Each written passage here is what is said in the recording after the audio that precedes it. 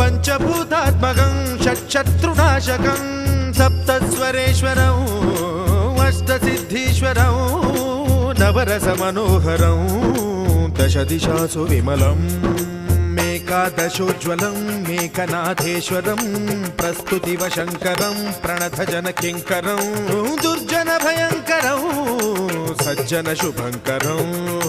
प्राणिभवतारकं प्रकृतिहितकारकं भुवनभव्यभवनायकं भाग्यात्मकं रक्षकं ईशं सुरेशं ऋषेशं परेशं नटेशं गौरीशं गणेशं भूतेशं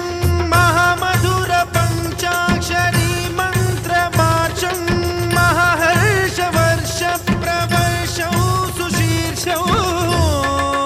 नमो हराय च स्मरहराय च पुरहराय च रुद्राय च भद्राय च इन्द्राय च नित्याय